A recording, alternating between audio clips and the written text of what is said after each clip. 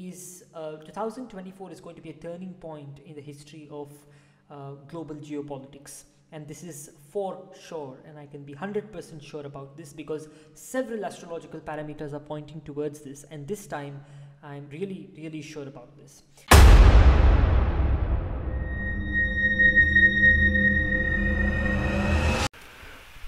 Hello po mga ka-PTV, tatalakayin natin sa video na ito ang 4 na major events na kinakatakutan dahil ito ay magdidikta sa kapalaran ng mundo at sa sangkatauhan.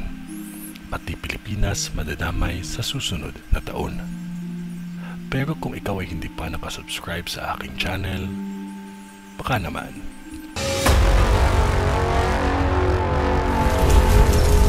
Ang video na ito ay tungkol sa 4 na major points na gusto ibahagi ni Abhigya Anand sa kanyang mga nakitang mangyayari gamit ang astrolohiya. Ang 2024 daw ay isang turning point ng mundo pagdating sa pangkalahatang geopolitics. Ang prediksyon na ito ay base sa analysis ng mga nakaraang kaganapan na hinaluan ng kaugnayan ng mga posisyon ng celestial bodies sa tadhana ng sangkatauhan. Una, ayon kay Abhigya, walang mangyayaring digmaang pandaigdig ngayong taon, contrary dun sa ibang mga nagsasabi na meron. Ngunit, itong mga mangyayari ngayon na mga giitan ng mga bansa ay isa lamang itong stepping stone sa pagkakaroon ng full-blown na global conflict. At kapag ito ay hindi maresolba ng mga tao, ay sa pagtatapos ng dekadang ito, magkakaroon na ng pagsiklab ng pangatlong digmaang pandaigdig. Kaya dapat talaga pag-usapan ito ng mabuti para hindi lumala ang hindi pagkakaunawaan.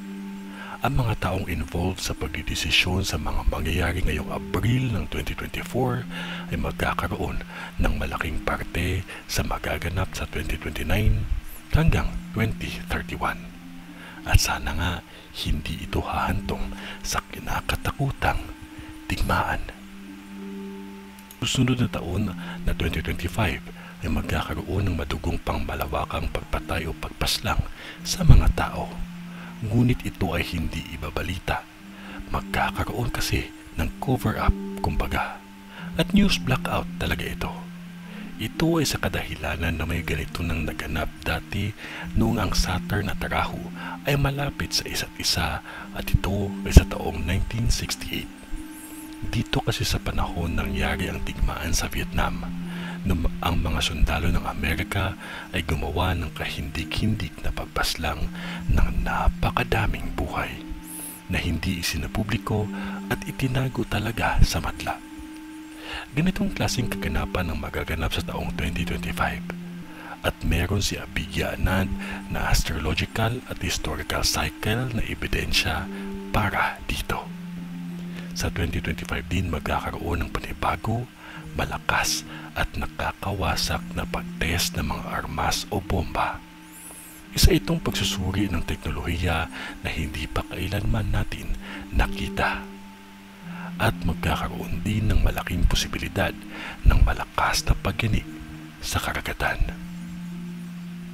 Kung ano man yun na wala pa rin makakatalo sa taimtim na panalangin natin sa Diyos, magtiwala lamang po tayo sa Kanya kasi mahal niya po tayo.